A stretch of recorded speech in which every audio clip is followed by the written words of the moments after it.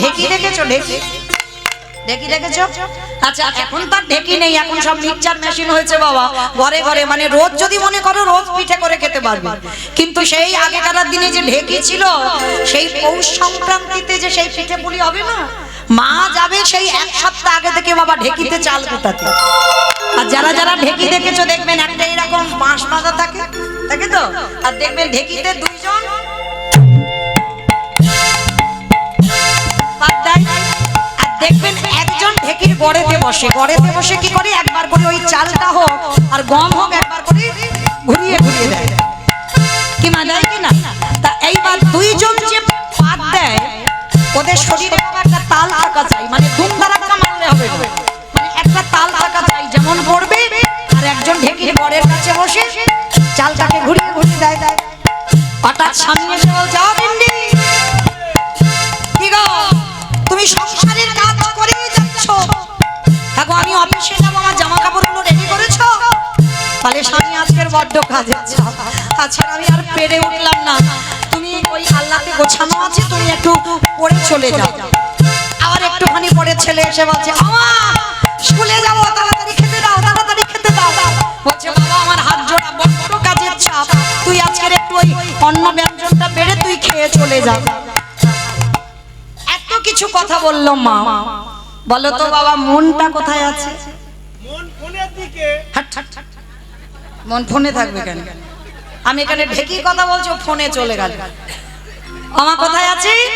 হ্যাঁ, ঢেকির গড়ের দিকে। মন কিন্তু যাইনি স্বামীর দিকে, মন যাইনি ছেলের দিকে, তাহলে মন আছে কোথায়? ঢেকির গড়ে। তাহলে বাবা তত্ত্বটা কি বুঝলাম? ঢেকির গড় সমান গোবিন্দ চরণ। এই দেহটা স্বামী সেবায় লাগিয়ে দাও, এই দেহটা তুমি দিয়ে তুমি ছেলে পুলে সংসারের কর্তব্য পালন করো। কিন্তু হে ভক্তগণ, এই জীবনে মনুষ্য জীবন হচ্ছে দেব দুর্লভ জন্ম।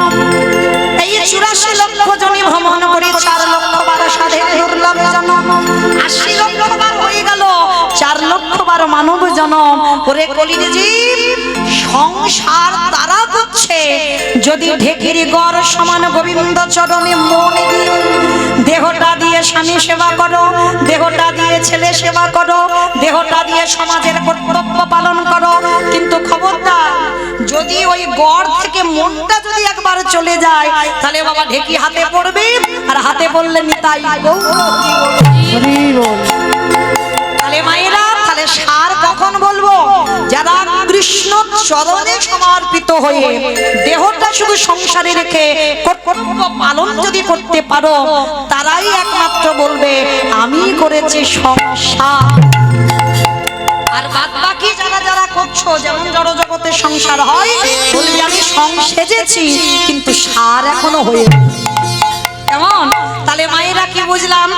আমাদের দেহগুলো থাকে এখানে রাজার লাটে, মনগুলো যাবে সুরধনী গঙ্গার দিকে। কি মা যাবে তো? চলো, কারণ বাবা যত যানবাহন আছে মনের থেকে দ্রুত আর কেউ নয়। যত তুমি ফ্লাইটে দ্রুত যাও না কেন, মনের থেকে দ্রুত যেতে পারবে? তাহলে মন খুব দ্রুত। চলো মনগুলো নিয়ে যাই সুরধনী গঙ্গায়, আর গঙ্গায় গিয়ে দেখবো সত্যতে নারায়ণ, ত্রেতাতে রাম, তারপরে কৃষ্ণ, কলিতে গৌরাঙ্গ। যেদিন প্রভু নদিয়ায় এলো, নদিয়ার অবস্থাটা কেমন ছিল জানো? জয় জয়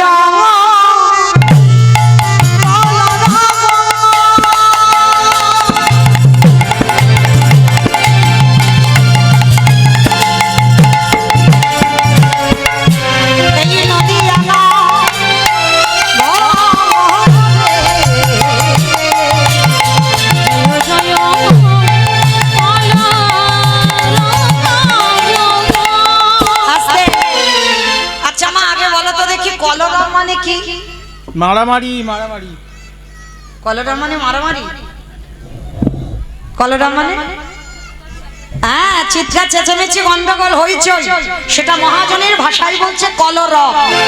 আচ্ছা মা, ওই এখানে তো কলরব হচ্ছে না, গন্ডগোল হচ্ছে না? হ্যাঁ হচ্ছে, দেখো একটা গুনগুন আওয়াজ হচ্ছে, কিন্তু ওই আওয়াজটা এখানে নয়। এখানে যদি গন্ডগোল করতে হয়, সে গন্ডগোল যেন শুধু আমার প্রভুর জন্য হয়। সে গন্ডগোলটা কেমন? তিনটে ধ্বনি, শঙ্কর ধ্বনি, উলুর ধ্বনি। আর যাদের যাদের হাত দুটো এসেছে, যারা বাড়িতে রেখে এসেছে বলবো না, আমার হাত আছে তো সবার, যাদের যাদের হাত আছে কই একবার দেখিয়ে দাও। নিতাই গৌড় প্রেমানন্দে হরি বল হরি। লগ্নে আজকে রঘুনাথ দাস এলেন। অমাইরা এইবার ছেলেটা দেখো, রাধারানীর বরপ্রাপ্ত ছেলে তো। আর যারা আমরা দেবত্ব পেয়ে বাবা পৃথিবীতে আসে, তাদের চলা, তাদের কথা বলা, তাদের সবটাই একটু আলাদা হয় বাবা। তারা হঠাৎই জড়জগতে মেশে না। আজকে রঘুনাথের দশা দেখুন, একটু একটু করে বড় হচ্ছে। আর রঘুনাথ দাসের মধ্যে বৈরাগ্য। যেখানে হরিনামের ধ্বনি শুনতে পায়, ছোট্ট রঘুনাথ হামাগুড়ি দেয়, ঘর থেকে বেরিয়ে যায়। জমিদারের ছেলে তো তখনকার দিনে জমিদার হিরণ্য দাস আর গোবর্ধন দাস। আবার প্রহরীরা ছুটে গিয়ে ছেলেটাকে নিয়ে আসে। দেখতে দেখতে রঘুনাথের বয়স দাঁড়ালো 5 বছর। অমাইরা 5 বছরের রঘুনাথ ঘরে আর মন টেকে না, কিছুতে তার ভালো লাগে না। তার একটাই ভাবনা, একটাই চিন্তা ছোটবেলা থেকে, তারে কি পাবো না। রঘুনাথের মুখে শুধু একটা কথা, অমাইরা মাটিটাকে ভালো হতে হবে। মাটি যদি ভালো না হয়, মাটির ফসল জীবনে ভালো হবে না। আমরা তো পারলাম না বাবা, পারলাম না। এই মনুষ্য জীবনে এসে হেরে গেলাম, সন্তান তৈরি করতে পারলাম না।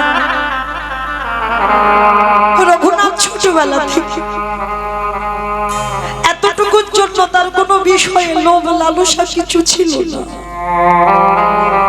কিছুইতে বাবা তার ভালো লাগতো না।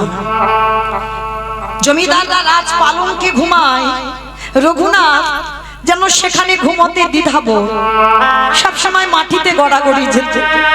যদি রাস্তা দিয়ে কোনো সাধুগুরু বৈষ্ণব যায়, রঘুনাথ পাগলের মতো ছুটে যায়। একদিন হিরণ্য দাস আর গোবর্ধন দাস সিদ্ধান্ত নিল, একে গুরু পাঠে রেখে আসতে হবে। এখনকার দিনে পড়াশোনা বাবা, ছেলে মেয়েরা স্কুলে যায় আবার চলে আসে, যেটাকে এখন সমাজে বাবা ছেলে মেয়েদের বোর্ডিং এ রেখে যারা পড়ায়, তখনকার দিনে গুরুকুলে পাঠাতে হতো, আর সেখানে থেকে পড়াশোনা করতে হতো। তা বাবা জ্যাঠা দুজনেই 5 বছরই রঘুনাথকে নিয়ে গেছে। রঘুনাথ চল, প্রতিনিয়ত তুই এই যে ঘর থেকে পালিয়ে যাস, যখনই আমরা পালঙ্কের উপরে ঘুমাতে বলি তুই ঘুমাস না, কিছুতেই তোর মন বসে না। চল, তোকে গুরু আশ্রমে রেখে আসব। আর বলদেব আচার্য হচ্ছেন এদের গুরুদেব। বলদেব আচার্যের কাছে যেই না রঘুনাথকে নিয়ে গেছে, হিরণ্য দাস আর গোবর্ধন দাস করজোর করে বলছে, গুরুদেব, গুরুদেব, আমাদের রঘুনাথকে তোমার চরণে আশ্রয় দাও। যেই না বলেছে চরণে আশ্রয় দাও, বলদেব আচার্য বলে উঠলেন, অসম্ভব। বড় লোকেদের ছেলেরা এরা খামখেয়ালি হয়, এরা জেদি হয়, যখন যেটা বলবে এদের সেটা মেটাতে হয়। অসম্ভব, ওই ছেলেকে আমি আমার আশ্রমে রাখতে পারবো না। হিরণ্য দাস আর গোবর্ধন দাস বলছে, গুরুদেব, আপনি 2 দিন দেখেন, 2 দিন, আর 2 দিন দেখবার পর যদি বোঝেন যে রঘুনাথ জেদি খামখেয়ালি, ওর মধ্যে বড় লোকপনা আছে, খবর দেবেন, আমরা এসে নিয়ে চলে যাব। ঠিক আছে, আমি যখন তোমাদের গুরুদেব, 2 দিন আমি দেখব, কিন্তু অন্যায় যদি করে আমি তৎক্ষণাৎ তোমাদের খবর দেব, তোমরা এসে রঘুনাথকে নিয়ে যাবে। বেশ, রেখে গেল রঘুনাথকে। 5 বছর বয়স। ভালো করে ভাবেন মা, 5 বছরের ছেলে মানে কতটুকু ছেলে। আমাদের দন্ত পড়ে গেল, কেশ পেকে গেল, চামড়া আলগা হয়ে যাচ্ছে। আমাদের মধ্যে এখনো এতটুকু চেতনা হচ্ছে না। বিষয় বৈভব কামড়ে সবাই বসে আছে। রঘুনাথ গুরু আশ্রমে গেছে বাবা, আরো অন্যান্য পড়ুয়ারা আছে।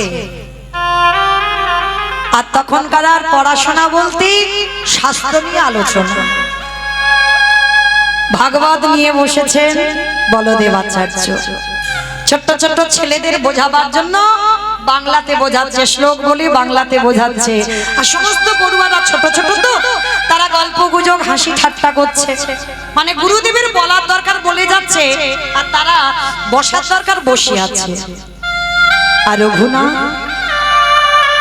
এই জায়গাটা আসতে মা কথা নয়, রঘুনাথের ভাবটা দেখো, সবার সামনে বসেছি, গুরুদেব ভাগবত পাঠ করছে, রঘুনাথের দুটো চোখ দিয়ে জল গড়িয়ে হৃদয় ভেসে যাচ্ছে। আরো ওর বয়সী অনেক ছেলেরা আছে, তারা তো হাসছে গল্প করছে, কিন্তু রঘুনাথ কাঁদছে। বলদেব আচার্য পাঠ করতে করতে রঘুনাথের দিকে তাকিয়ে দেখছে, বাবা পাগলের মতো ছেলেরা কাঁদছে।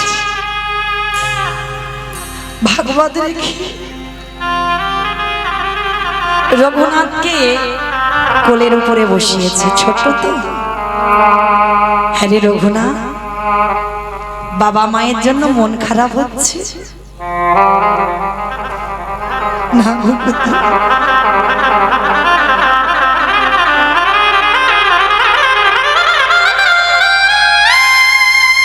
তাহলে কি তোর বাড়ির জন্য বাড়ির কথা মনে পড়ছে না গুরুদেব? তাহলে কি তোর বন্ধুরা কিছু বলেছে? কেউ তোকে বকেছে, মেরেছে? বল, তুই এত কাঁদছিস কেন পাগলের মতো? গুরুদেব বল বাবা, তুই যদি বলিস আমি এক্ষুনি। তোর এই যে স্বভাব আমি বুঝতে পারি। আমি ভেবেছিলাম তুই বড় জেদি, বড় লোকেদের ছেলেরা খামখেয়ালি হয়। বল বাবা, আমি এক্ষুনি তোর বাবা জ্যাঠাকে খবর দেব, তুই বাড়িতে চলে যা। কিন্তু কাঁদছিস কেন? গুরুদেব আমি কেন কাঁদছি জানো? আমি কি তারে পাবো না?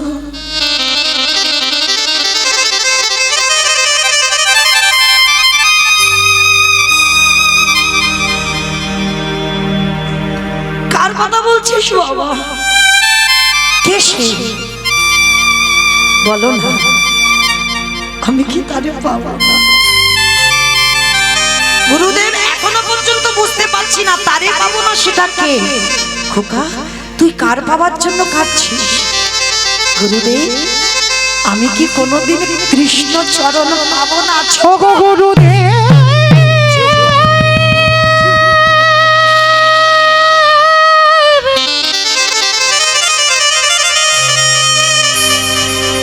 আমায় বলে দাও আমি কোথা গেলে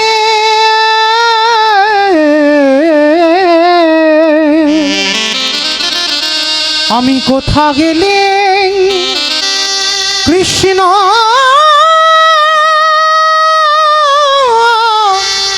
পাবো?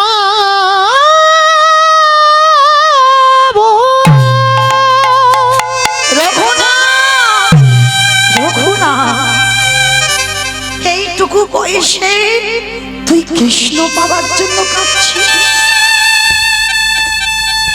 গুরুদেব মাথায় হাত দিয়ে আশীর্বাদ দিল।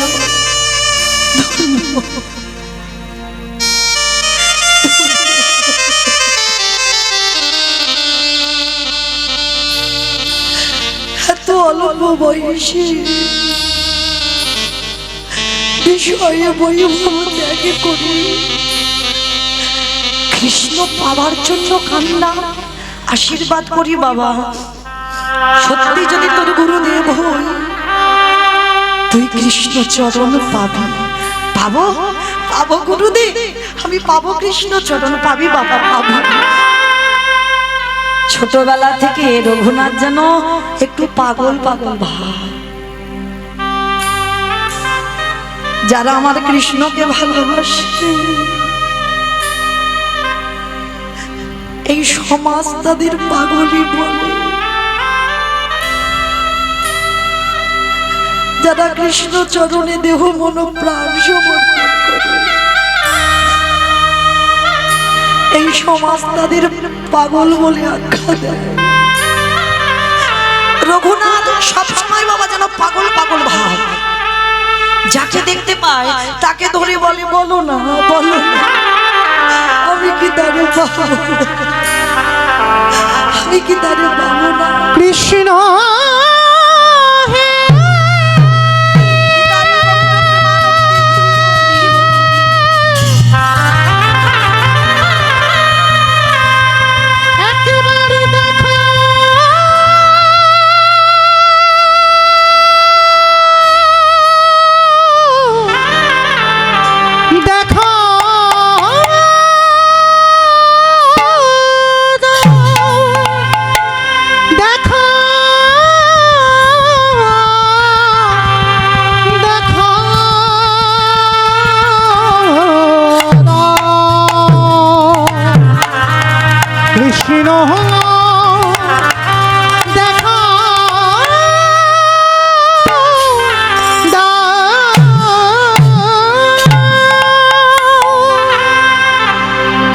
আজকের বারবার দেখা দাও দেখা দাও। আমার জীর্ণ তরি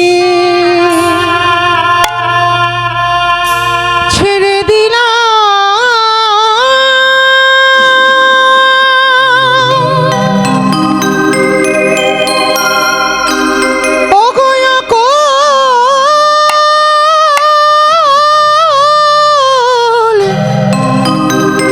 দরিয়া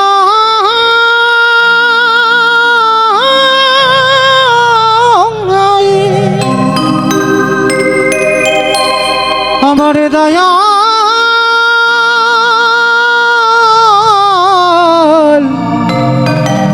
গুরু গো,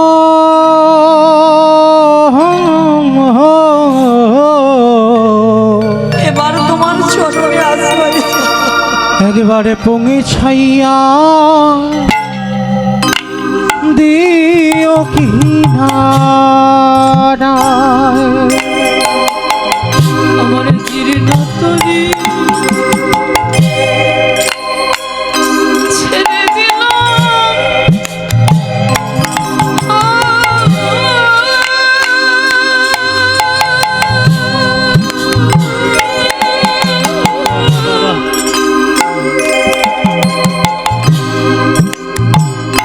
ওই নামক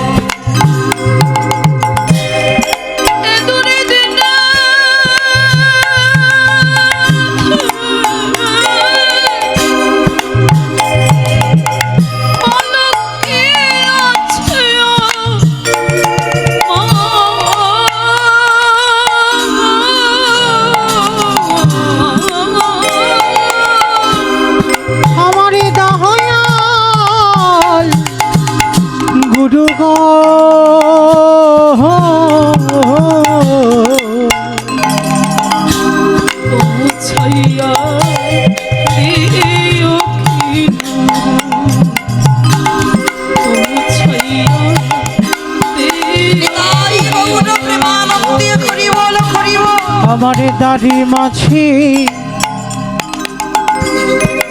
সবই গেল, প্রভু একা মাত্র আমি, তবু তোমার কৃপা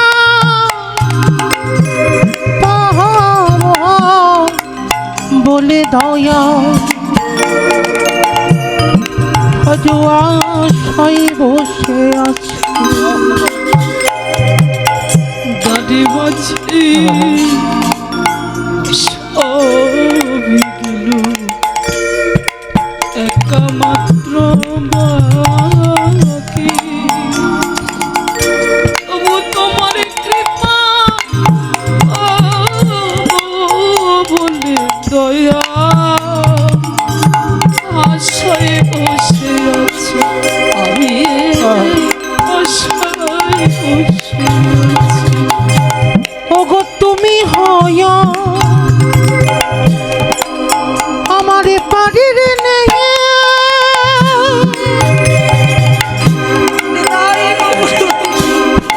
আমারে চিরে তরি তুমি দিও বিয়ে। দয়ালে তুমি হইও পরের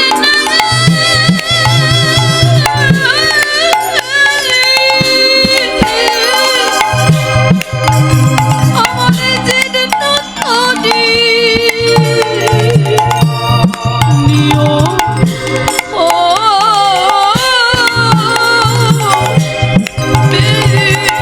আমার তরি যেন ডুবিয়া না যায়, আমার তোরে জানো নিতাই গৌর হরি বল, হরি বল। তোরে জানো তোরে আনা দয়াল গুরু গো ছাইয়া ও কিনারা দেখা দাও,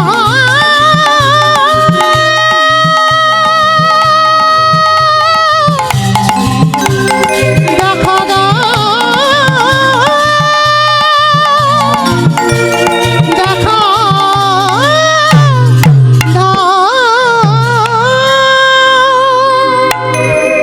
কিছুদিন পর রঘুনাথ গুরু পাঠ থেকে ঘরে গেল। ও মায়েরা, গুরু আশ্রমে থেকে গুরু কৃপা পাবার পরে বাবা আরো উন্মাদ, আরো পাগল। আগে যা বৈরাগ্য ছিল, গুরু আশ্রম থেকে ফিরে আসার পর, গুরুদেবের কৃপা পাবার পর আরো পাগল, ঘরে থাকেই না।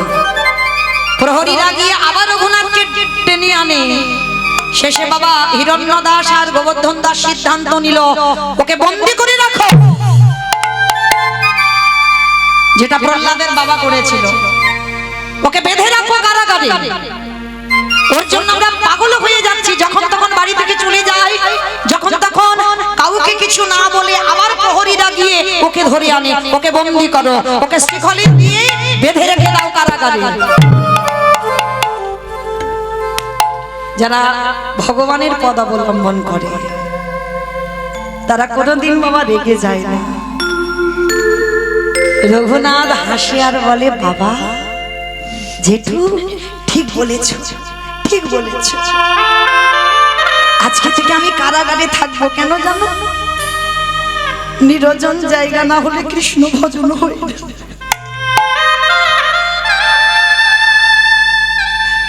লোকালয়ে ভজন হয় না বাবা। এই যে আমি কীর্তন গাইছি, এটা ভজন নয়, কখনো ভজন হতে পারে না। অনেকে জপের মালা নিয়ে সারা দিন জপ করে যাচ্ছে, এটা ভজন নয়। ভজন যদি করতে চাও, নিরজনে একাকিত্ব হও, জানালা দরজা বন্ধ করে কৃষ্ণের প্রতিচ্ছবিটা একবার হৃদয়ে ধরো। হাকুল প্রাণে হা কৃষ্ণ, প্রাণ কৃষ্ণ বলে যদি তুমি একবার নয়নে জল দিয়ে তার তুমি চরণটা ভাসাতে পারো, সারাদিনে আর কিছু করতে লাগবে না। রঘুনাথ বলছে তুমি ঠিক বলেছো বাবা, এই যে আমি নিরজনে কারাগারে থাকবো না, আমাকে এই যে শিকল দিয়ে বেঁধে দেবে, এতে আমার ভজন ভালো হবে। বন্দি করে দিল রঘুনাথকে। এক সপ্তাহ খাবার পাঠায় কারাগারে, রঘুনাথ কিছু খায় না। কি বাবা, ভগবানের চরণ যারা আশ্রয় করে তাদের আহার লাগে না। তারা কি পান করে জানো? কৃষ্ণর এই নাম, ভগবানের এই মধুর নাম, এই নাম সুধারস পান করলে বাবা তাদের উদর ভর্তি। সারা 24 ঘন্টায় তাদের খিদে লাগে না। রঘুনাথ এক সপ্তাহ হয়ে গেল অনাহারি অনিদ্রায়, খাবার সব রেখে দেয়। হিরণ্যদাস একদিন গিয়ে রেগে গিয়ে বলে উঠল, রঘুনাথ তুমি কি মনে করেছো তুমি আমাদের বংশে একমাত্র ছেলে, আর তুমি যদি এইভাবে চলো তুমি কতদিন বাঁচবে? আমাদের জমিদারি দেখভাল করতে হবে, তোমাকে পড়াশোনা করতে হবে, বড় হতে হবে, কেন তুমি খাচ্ছ? হিরণ্যদাস বলে উঠল রঘুনাথের মাথায় হাত দিয়ে, রঘুনাথ বল না বাবা, তুই এত কেন কষ্ট পাচ্ছিস? কি হয়েছে তো বল। আজ আমি তোর জেঠু কথা দিচ্ছি, বল তুই কি চাস, কি পেলে তুই শান্তিতে থাকবি? বল আমায় বল, আমি তোকে দেব। রঘুনাথের হাতে শিকল দিয়ে বাঁধা, কৃষ্ণ ভোলাবার জন্য। কি গো ভাইরা, আপনারা বলেন যে একবার কৃষ্ণ চরণে সমর্পণ করেছে, ভোলাতে পারবে কোনো কিছু? হাজার মেরে যদি ঘর থেকে বের করে দাও তবুও পারবে না কৃষ্ণ ভোলাতে। আজকের শিকলে বাঁধা রঘুনাথ বলে উঠলেন, বাবা দেবে দেবে, যা চাই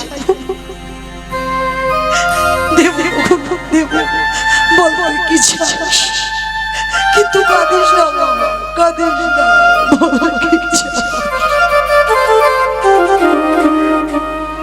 তাহলে আগে আমার মাথা ছুঁয়ে প্রতিজ্ঞা করো, আমি যা চাইবো তুমি আমায় দেবে।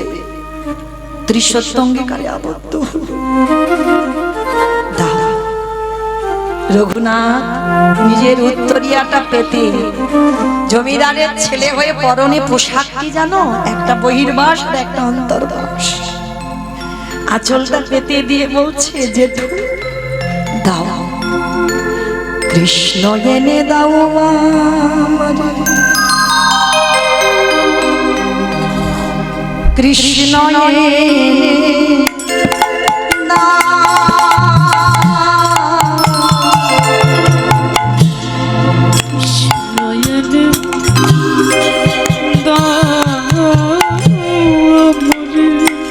দাও না বাবা।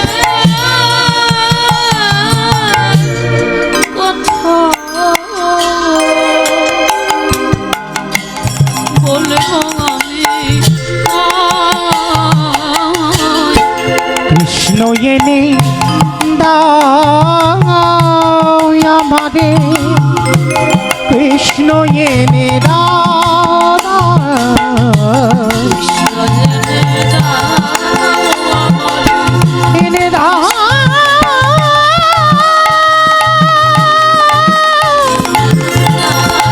কৃষ্ণ এনে দাও কৃষ্ণ এনে দাও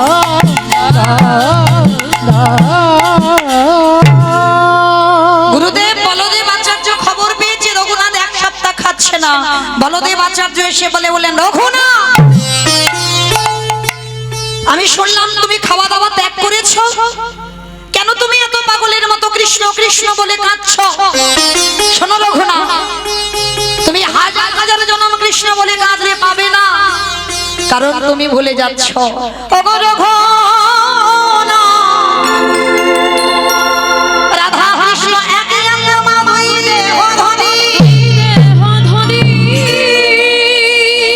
অনন্য বিলাসী আস্বাদন করি। আস্বাদনকারী এই দুই ভাগ চৈতন্য মশাই, ভাস আস্বাদে দোহে ওঠা। দোহে কোথায় ওগো রঘুনাথ, তুমি বোধহয় জানো না, রাধা কৃষ্ণ বৃন্দাবনে দুহু তনু এক। এই কলিযুগের মাটিতে গোবর হচ্ছে। যদি ভজতে হয় ওই গোবর চাচা,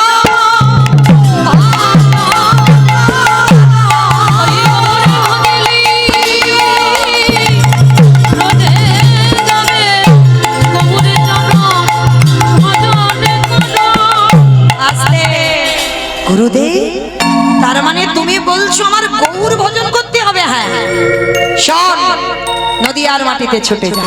ওই নদিয়ার মাটিতে নীলাম্বার চক্রবর্তীর কন্যা সচী ঠাকুরানীর গর্ভ মাঝে অবতীর্ণ হয়েছে শ্রীকৃষ্ণ চৈতন্য মহাপ্রভু।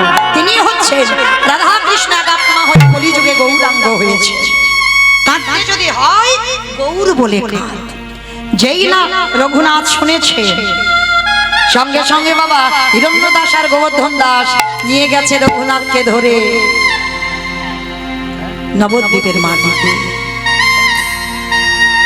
নদিয়ার মাটিতে গিয়ে দেখলো ব্রজেন্দ্র নন্দন কৃষ্ণ কলিতে গৌর হয়ে 24 বছর বয়সে সারা নদিয়া বাসীকে কাঁদিয়ে, নবদ্বীপের মানুষকে কাঁদিয়ে সারা জীবনের মতো হয়েছেন সর্বত্যাগী সন্ন্যাসী। রঘুনাথ গিয়ে যেই না শুনল যে নিমাই আর নদিয়াতে নেই, সন্ন্যাসী হয়েছে, আছাড় খেয়ে পড়ল সুরধনী গঙ্গার তীরে। গৌরী হে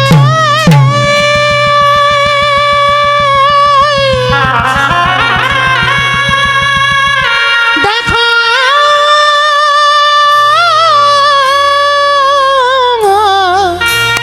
দেখা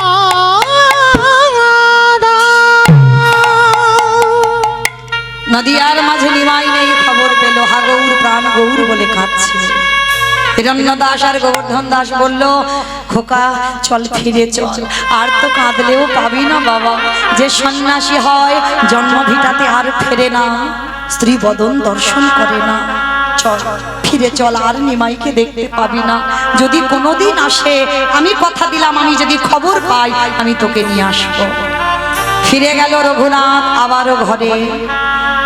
প্রভু সন্ন্যাসের পরে এসেছিল বাবা কোথায়? শান্তিপুরে অদ্বৈত আচার্যের ঘরে। অদ্বৈত আচার্যের ঘরে যেদিন এসেছে, আর তখনকার দিনে জমিদার তো হিরণ্য দাস, সবার আগে খবরটা আদি সপ্তগ্রামে গেছে। নিমাই সন্ন্যাসের পরে ফিরেছে বাবা ওই শান্তিপুরে। আর যেই না খবরটা পেয়েছে রঘুনাথ, রঘুনাথ চল চল চল, তোর ভগবান এসেছে। রঘুনাথকে ধরে নিয়ে গেল কোথায়? অদ্বৈত আচার্যের ঘরে। আর গিয়ে দেখলো প্রভু আমার রসকীর্তনে বিভোর, রসে তেনু ঢঢ ঢঢ গৌর কিশোর বল। রসে কোনো ধার ধার গৌর কিশোর বল। রসে তেনু ঢঢ আমার গৌরহি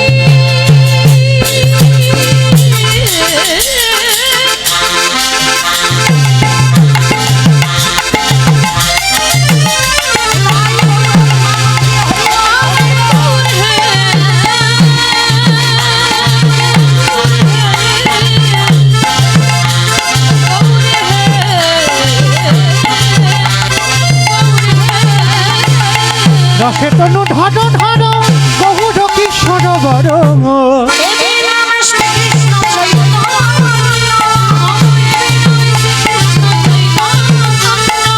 দেবী নাম শ্রীকৃষ্ণ চৈতন্য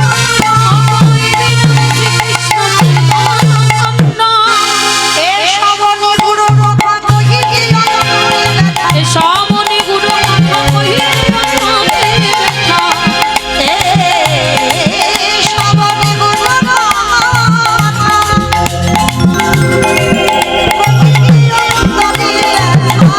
এ শ্রবণে গুরু কথা কহিতে ব্যথা ভক্ত বিনা নাহি জানে আরে ভক্ত বিনা নাহি জানে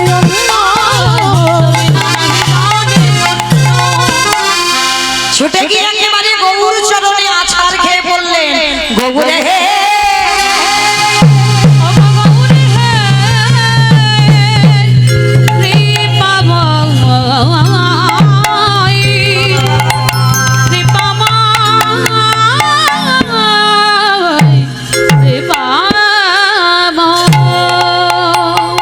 আরে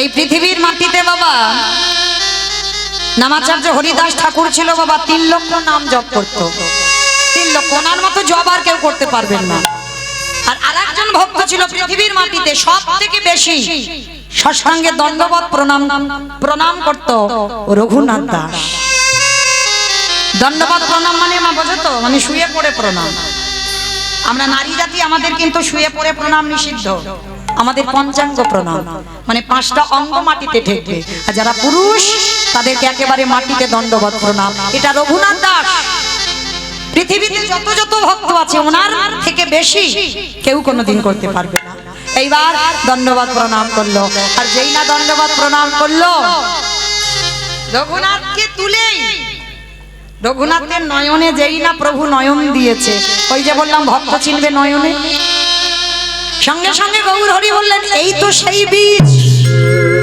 এই তো সেই মাটি যে মাটিতে বীজ পুঁতলেই অঙ্কুরিত হবে বাবা কথাটা দেখেছেন কত গুরুত্বপূর্ণ কথা আমার মহাপ্রভু বলছে যে এই মাটিতে বীজ পুঁতে দিলেই অঙ্কুরিত হবে হ্যাঁ তার মানে কেমন ভক্ত চোখ দেখে বলে দিল আজকের গদাধর কে বলছে গদাধর আমার যে ঠিক আছে বাবা হরি বল যে পাত্রে প্রসাদ পেয়েছি ওই প্রসাদ রঘুনাথকে দাও রঘুনাথ মহাপ্রভুর উচ্ছিষ্ট প্রসাদ পেয়ে গেল যে বস্তু পাবার জন্য জগৎ লালায়িত রঘুনাথ প্রথম দর্শনে প্রভুর উচ্ছিষ্ট প্রসাদ পেয়ে গেল রঘুনাথ প্রভু চরণে 1 সপ্তাহ কাটালো এবার কাটাবার পর প্রভু আমার শান্তি প্রদ্বৈত আচার্যের ঘর থেকে যাবে পুরী ধাম জগন্নাথ রঘুনাথ এবার তুমি বাবা তোমার ঘরে ফেরো না না প্রভু না আমি কোথায়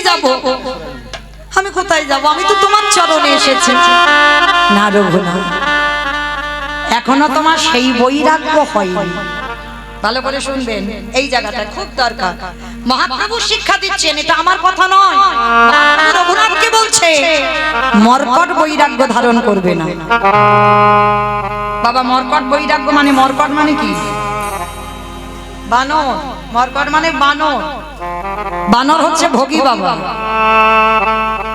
বলছে বৈরাগ্য যেদিন প্রকৃত আসবে সেদিন বৈরাগ্য হলো আর না হলে লোক দেখানি বৈরাগ্য পালন করো এই জগৎ ভরে গেছে বাবা লোক দেখানি বৈরাগ্য অপরাধ নিও না কাউকে উদ্দেশ্য করে নয় এটা মহাপ্রভু বলছে রঘুনাথকে আমি নয় বলছে রঘুনাথ যেদিন প্রকৃত বৈরাগ্য আসবে তোমাকে আমার কাছে আসতে হবে না আমি নিজে তোমাকে আমার করে নেব সেই দিনের অপেক্ষায় বসো বাবা মা পড়াশোনা শিখিয়েছে পড়াশোনা করে বাবা জমিদারি দেখভাল করো বিয়ে করো সংসারী হও না আমি সংসার করব না রঘুনাথ আমাকে যদি ভগবান বলে স্বীকার করো আমি তোমাকে আদেশ দিলাম তুমি সংসারী হও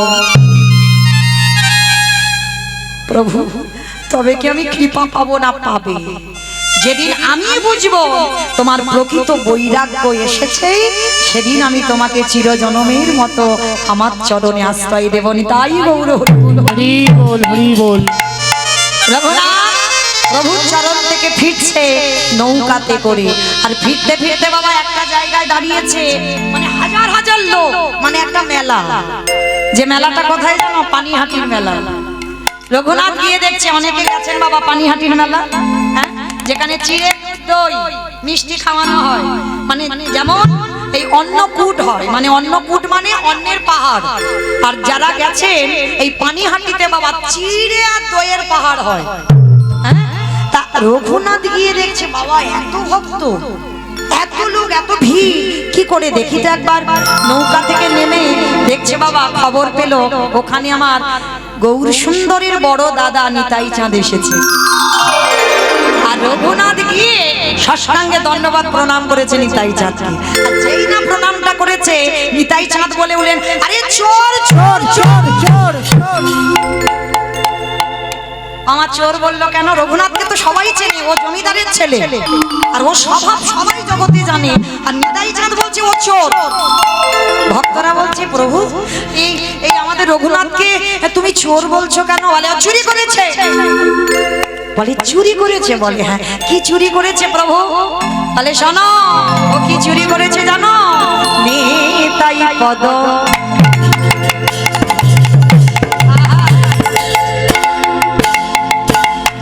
কমল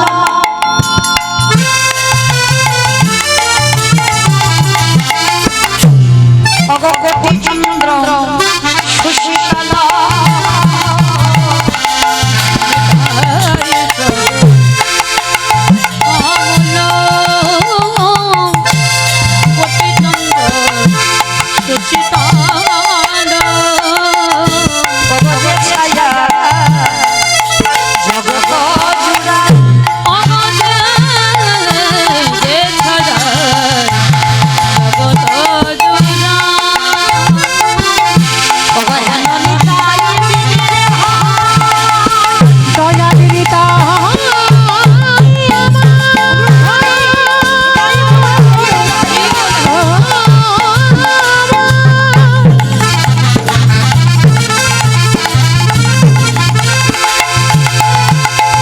দয়াল নিতা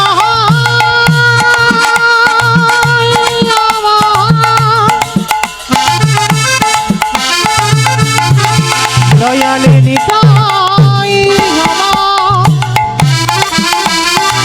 দয়াল নিতাই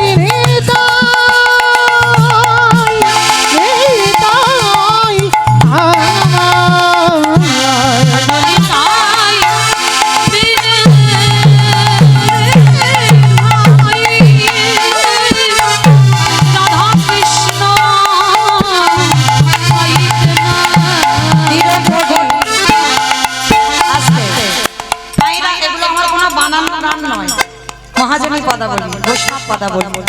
এই হরি মঞ্চে দাঁড়িয়ে বাবা, যদি বাবা একটা দুটো বৈষ্ণব কথা বলি গাওয়া না হয়, তাহলে শোনা বৃথা, গাওয়াটা বৃথা। এটাই হবে ভজন। এই যে মহাজনেদের পদাবলীটা একটু গাইছি, এইটুকু হবে ভজন। দৃঢ় করি ভজনী তাই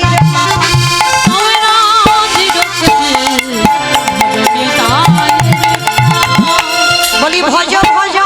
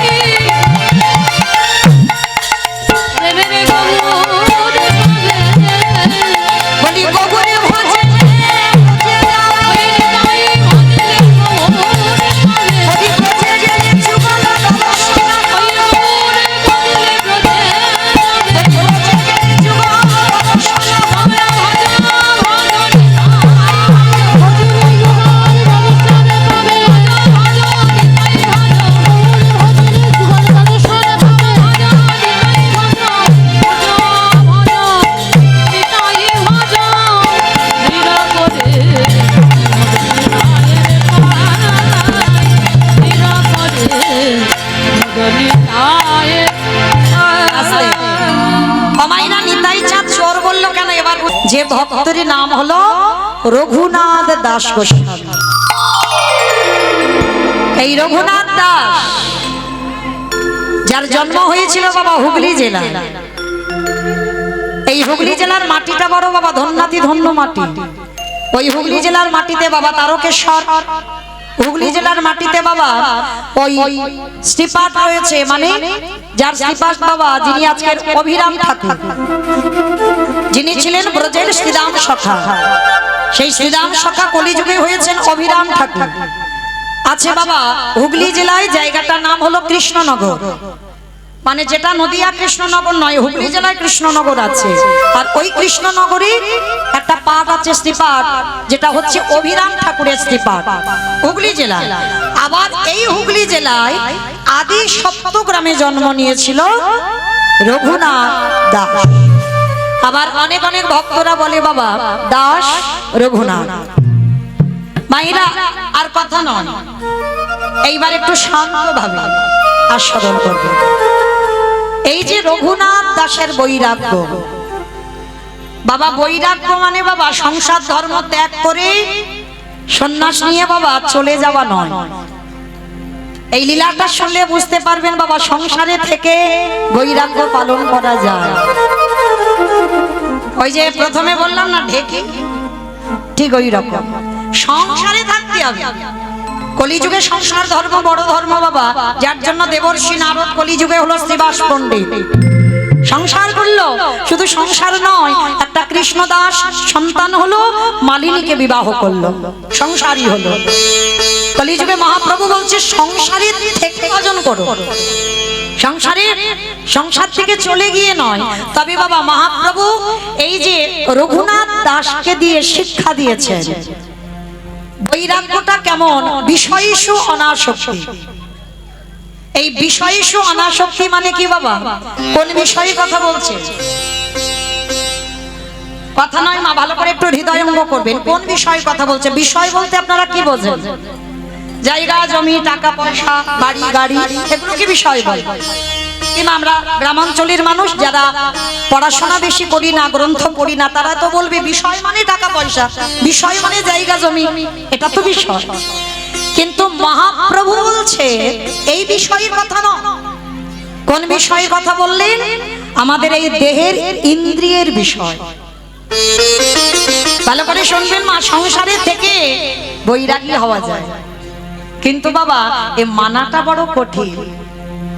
যার জন্য তো মীরাবাই হয়ে গেল কলঙ্কিনী, মীরাবাই হয়ে গেল দ্বিচারিণী, মীরাবাই হয়ে গেল অসতী, রাধারানী কলঙ্কিনী, রাধারানী দ্বিচারিণী হলো।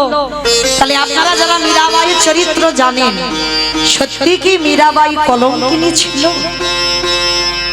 এই সমাজ তাকে কলঙ্কিত করেছে। সমাজ বাবা ভালো কথা রটাই না। সমাজ কোথায় বাবা কার খারাপ কথা কি করলে যে রটানো যাবে সেইটা সমাজ পারে। যেটা মীরাবাইয়ের হয়েছিল, মীরাবাই কলঙ্কিনী নয়, মীরাবাই দ্বিচারিণী নয়, মীরাবাই অসতী নয়। মীরাবাইয়ের এত সুন্দর কণ্ঠের গান শুনবার জন্য বাবা দিল্লি থেকে আকবর এসেছিল শুনবার জন্য। আর শুনে বাবা নিজের গলা থেকে একটা স্বর্ণহার মীরাকে দিয়েছে। তাতে মীরা স্বামী বুঝলো কি ও পরপুরুষের সঙ্গ করবে, অসতী দ্বিচারিণী, ওকে বের করে দেওয়া হোক। বাবা আপনারা জানেন মীরাকে যেদিন মেবার থেকে বের করে দেওয়া হলো, মেবার ধ্বংস হয়ে গেল, কিছু ছিল না বাবা মেবার। তাহলে মনে রাখতে হবে বাবা, এই সমাজ কোন মানুষের ভালো চায় না, ভালো দিকটা দেখে না। এই সমাজ কলঙ্কিনী করে দিল মীরা। আজকের এই বিষয়ের মধ্যে থেকে বাবা ইন্দ্রিয়গুলোকে একটা একটা করে গুটিয়ে নিতে হবে। এই মীরাবাই কিন্তু কলিযুগের মীরা ছিল। মীরাবাই দ্বাপরে ছিল না, সত্যযুগে ছিল না, ত্রেতা যুগে ছিল না। আমরা অনেকে বলি বাবা কলিযুগে কি হয় ওটা কি বাবা, বলি না কলিযুগে হয় মীরা, কিন্তু মীরা তো কলিযুগেই ছিল। মীরা দেখাইনি, সংসারে থেকে বৈরাগী হয়ে তার গিরিধারী ছিল। দেখবেন বাবা যেদিন তোমার জিহ্বার লালসা চলে যাবে, জিহ্বার মধ্যে কোনো লালসা থাকবে না, মানে স্বাদ জাতীয় কোনো খাবার দেখবেন অনেক অনেক ভক্ত আছে বাবা, ঠিক সেই রবিবার হলে স্বামী যদি এক সপ্তাহ বাইরে থাকে, রবিবার যেদিন হবে একটু ভালো মন্দ রান্না করে খাওয়া, মানে এটা খাবো ওটা খাবো সেটা খাবো, একটা আশা। যেদিন তোমার এই জিহ্বা থেকে বাবা লালসাগুলো চলে যাবে, মানে কোনো স্বাদ থাকবে না কোনো রকমে বাবা, একটু আলু সিদ্ধ অন্ন, কলির মানুষ অন্নগত প্রাণ, একটু দিতে হবে, কোনো রকমে দেহে দিতে হবে, মানে কোনো বিষয়ে বাবা লালসা জন্মাবে না। সেদিন জানবে তোমার জিহ্বা বৈরাগ্য হয়ে গেল। যেদিন তোমার দুটো চোখ ভগবানের চরণ ছাড়া, ভগবানের চিন্তা ছাড়া, যেদিন আর কোনো কিছুতে তোমার চোখ যাবে না, শুধু তোমার দুটো চোখ খুঁজে বেড়াবে আমি কোথায় গেলে আমার গোবিন্দ চরণ পাবো, সেদিন বুঝবে তোমার দুটো চোখের বৈরাগ্য হয়ে গেল। যেদিন তোমার কান কোনো আজে বাজে গান, আজে বাজে কথা, কোনো কারোর কথা, কোনো সমাজের কথা তোমার কান শুনবে না, তোমার কান চলে যাবে বাবা ভগবানের এই হরি নাম সংকীর্তন, কোথায় ভাগবত পাঠ, কোথায় গীতার শ্লোক, তোমার কান সেই দিকে যাবে। একটু ধর্ম কথা আলোচনা, সেই দিকে তোমার কান যাবে। সেদিন জানবে তোমার কানের বৈরাগ্য হয়ে গেল।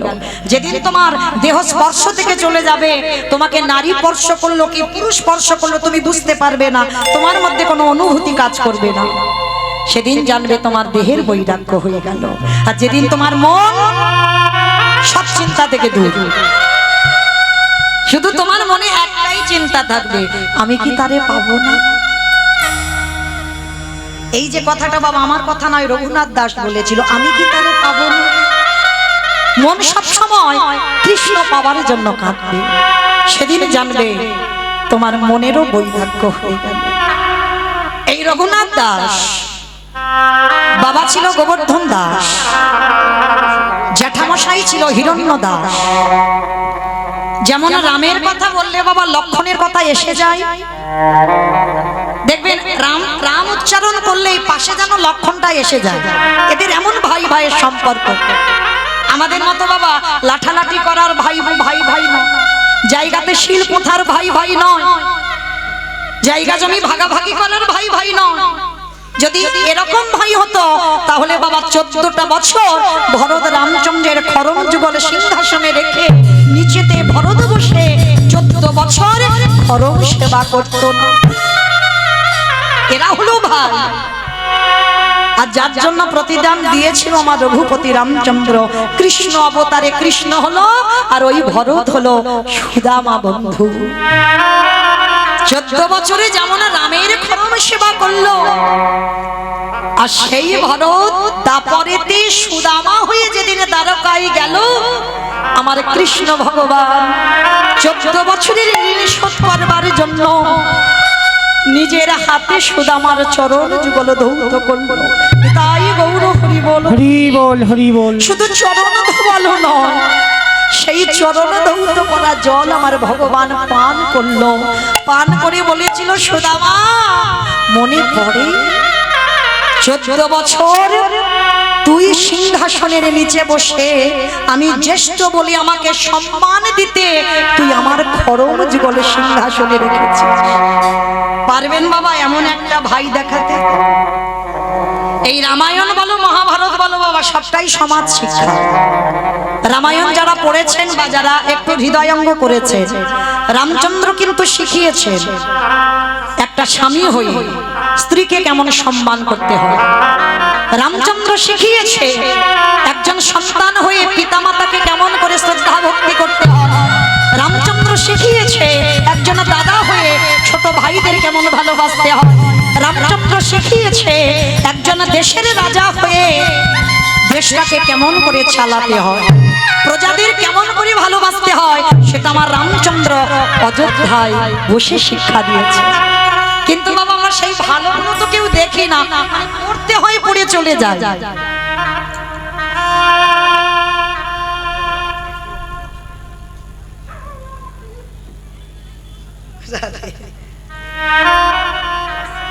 হরে কৃষ্ণ। যাই হোক, আমার জন্য নয়, আমি যার আদর্শে এখন চলি। আমার কুড়ালির ভক্তরা জানেন, ওনাদের কাছে সবই গল্প করা। যার আদর্শে আমার চলা, যাকে আমি আচার্যের জায়গায় বসিয়েছি, তিনি এসেছেন এখানে আমাকে নিয়ে, দূরে দাঁড়িয়ে আছেন। তিনি এই রাজার লাল হরিনাম সংকীর্তন যজ্ঞে ভক্ত সেবার জন্য আজকের 1501 টাকা আমার ভগবত সেবায় দিয়েছেন। নিতাই গৌর প্রেমানন্দে হরি বল। হরি বল, হরি বল। ভগবান সাক্ষাতে দেখা যায় না বাবা, এটা কলিযুগ। হরি মঞ্চে দাঁড়িয়ে আমার অভিজ্ঞতা দিয়ে, আমার শিক্ষা দিয়ে জানা, আমি যাকে আচার্যের জায়গায় বসিয়েছি, যার আদর্শে আমি চলি, আমার ভগবানের জায়গা তিনি আছেন, থাকবেন আমার দেহে যতদিন প্রাণ থাকবে। তো আপনারা আশীর্বাদ করবেন, যাকে আমি ভগবানের জায়গায় বসিয়ে রেখেছি, তিনি যেন এইভাবে সমাজের কাজে লাগতে পারে, এইভাবে সমাজ সেবা করতে পারে। তিনি আমার কাছে মর্যাদা পুরুষোত্তম রামচন্দ্র। নিতাই গৌর প্রেমানন্দে হরি বল, হরি বল, হরি বল, হরি বল। যাই হোক, আর এক দিদি ভাই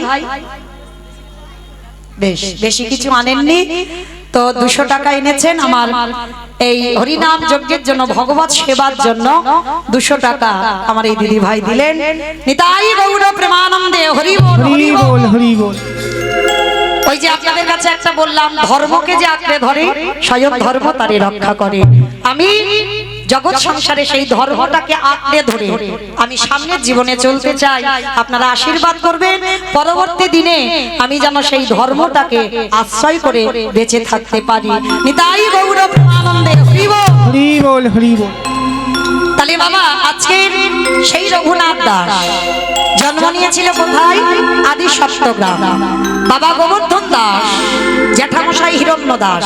মানে ওই যে রামের কথা বললাম, রামের কথা বলতে গিয়ে লক্ষণ, আর ঠিক সেই রকম আমার হিরণ্যের কথা বলতে গিয়ে গোবর্ধন। মানে দুই ভাইয়ের এমন মিল ছিল, মানে যেখানে যাবে দুই ভাই, যেখানে যা কিছু করবে দুই ভাই। কিন্তু হিরণ্য দাস সংসারী নয়, গোবর্ধন দাস সংসারী। আর গোবর্ধন দাসের ঔরসে জন্ম নিয়েছিল রঘুনাথ দাস। তবে মা একটা কথা বলি, অনেকে সন্তানের জন্য কাঁদেন না? অনেকে কাঁদেন, একটা পুত্র সন্তান হোক, একটা কন্যা সন্তান হোক। আমি একটা জায়গার নাম বলে দিই, চলে যাবে। আমার বিশ্বাস এই মঞ্চে দাঁড়িয়ে, হরি সভায় দাঁড়িয়ে বলছি, একটা জায়গা যাবেন, তবে বিশ্বাস নিয়ে যেতে হবে, যেটা হলো বাবা উত্তরপ্রদেশ রাধা কুণ্ডের তীর। ওই রাধা কুণ্ডের তীরে গিয়ে বাবা আমার রাধারানীর কাছে একবার আঁচল পেতে আরতিটা জানাবেন। রাধে, তুমি যদি করুণাময়ী হও, তুমি যদি প্রেমময়ী হও, তুমি যদি কৃপাময়ী হও, আমার বংশে একটা কৃষ্ণ বলা পাখি দিও। আমার বিশ্বাস ডাক্তার বৈদ্য কবিরাজ করেও যদি বংশে একটা পুত্র না পান, চলে যাবেন আমার রাধারানীর চরণে, আর রাধারানীর কাছে গিয়ে আরতি জানাবেন, পেয়ে যাবেন। তবে বিশ্বাসটা নিয়ে যেতে হবে যে আমি এই যেমন রঘুনাথ বলছে, আমি কি তারে পাবো না, ঠিক সেই রকম আরতিটা জানাতে হবে। তো আজকে এই রঘুনাথ তো জন্ম নিয়েছিল ওইভাবে, বহু বছর ওদের বংশে কোনো সন্তান ছিল না। রাধাকুণ্ডের তীরে স্নান যোগ আছে, মঞ্জিকাতে থাকে দেখবেন, রাধাকুণ্ডের আবির্ভাব তিথি, সেই যে অরিষ্টাসুরকে বধ করেছিল, হ্যাঁ, এর একটা কাহিনী আছে। ওই সময় আমার ভগবান রাধারানীকে স্পর্শ করতে যাবে, রাধারানী বলেছিল, দাঁড়াও, তুমি পাপী। কেন? বলে তুমি গো হত্যা করেছো। তাহলে কি করতে হবে? তোমাকে 12 বছর তীর্থে তীর্থে ঘুরতে হবে, আর তীর্থে ঘুরে স্নান করতে হবে। গোবিন্দ বলল, রাধে, যে রাধারানীকে আমি এক পলক না দেখে থাকতে পারি না, যে রাধারানীর চরণে আমার দেহ মন প্রাণ আমি সমর্পণ করলাম, আর রাধে তুমি বলছো আমি 12 বছর তোমার ছেড়ে থাকবো কি করে? তার রাধারানীর চরণ ধরে গোবিন্দ বলল, রাধে, আমি তীর্থে যাব না, তীর্থ যদি এসে হাজির হয় বলে সেটাও হবে, বলে তীর্থ ডাকো। তাই এইবার সমস্ত তীর্থকে আহ্বান করলো ভগবান। তা তীর্থ যে আসবে বাবা, তীর্থ মানে তো জল, গঙ্গা যমুনা সরস্বতী প্রভাস মানে যত জগতে জগতে তীর্থ আছে, তা তারা এসে থাকবে কোথায়? গোবিন্দ নিজের বাঁশিটা দিয়ে একটা কুণ্ড সৃষ্টি করলো। হ্যাঁ, যেমন আমরা পুকুর কাটি না, জিসিপি গাড়ি হয়েছে ওইসব দিয়ে কাটি, তো গোবিন্দ আমার হাতের বাঁশিটা দিয়ে একটা কুণ্ড সৃষ্টি করলো, সমস্ত তীর্থকে আহ্বান করলো, স্নান করলো গোবিন্দ। রাধারানীর চরণে বলল, রাধে এবার আমি তো পাপ থেকে মুক্ত। বলে দাঁড়াও, তোমার তীর্থই তো পবিত্র নয়। বলে কেন তীর্থ পবিত্র নয় কেন? বলে না, তুমি যে তীর্থদের ডাকলে এই জগতে রাধা চরণ যে স্পর্শ না করে সে পবিত্র হলো কি করে? তাহলে যে পবিত্র নয় তার মুখে স্নান করলে তুমি তো পবিত্র হওনি, তাহলে তাদেরকে পবিত্র করো। মানে ফের ডাকতে হবে। বলে ফেরে ডেকে তাহলে রাখবো কোথায়? রাধারানী নিজের কঙ্কনটা খুলে দিল, আর কঙ্কন খুলে দিয়ে আর একটা কুণ্ড রচনা করলো। আবার তীর্থ এসে সেই কুণ্ডে প্রবেশ করল। রাধারানী বসে রইল, রাধারানীর চরণ স্পর্শ পেল সমস্ত পৃথিবীর তীর্থ। আর যারা যাবেন দেখবেন রাধা কুণ্ড আর শ্যাম কুণ্ড, মানে গোবিন্দ যে বাঁশিটা দিয়ে কুণ্ড রচনা করলো সেটা শ্যাম কুণ্ড হলো, রাধারানী কঙ্কন দিয়ে যে কুণ্ড সৃষ্টি করলো হলো রাধা কুণ্ড।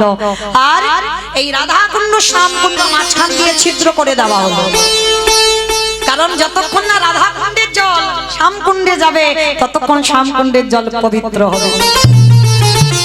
কি গো মায়েরা, সারা জনম যদি কৃষ্ণ বলে কাঁদো কৃপা হবে না। ও ভগবান বিচার করবে, কিন্তু আমার রাধারানী কোনো বিচার করে না। রাধারানী করুণাময়ী কৃপাময়ী, রাধা চরণ যদি কেউ একবার ধরে আমার রাধারানী তাকে হৃদয়ে স্থান দেয়, তার জন্য কোনো বিচার হয় না। সে হাজার কোটি কোটি জনম পাপ করতে পারে, কিন্তু রাধা চরণ আশ্রয় করলে সমস্ত পাপ থেকে সে মুক্ত, তার কোনো বিচার হবে না।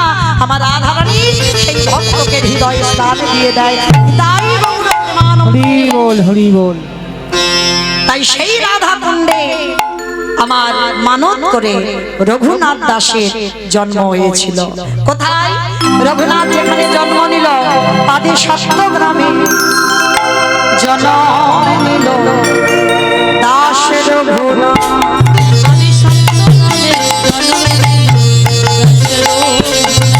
আদি সত্যগ্রামী জনমী নিলে দাসের রঘুনাথ।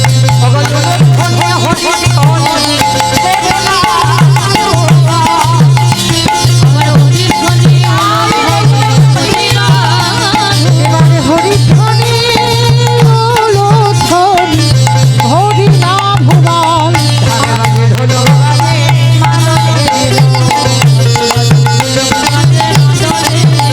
আদে থাকে বাজে ঢোলকে বাজে মাদলের রোল। হরিধ্বনি উলুধ্বনি হরি নাম ভুবন।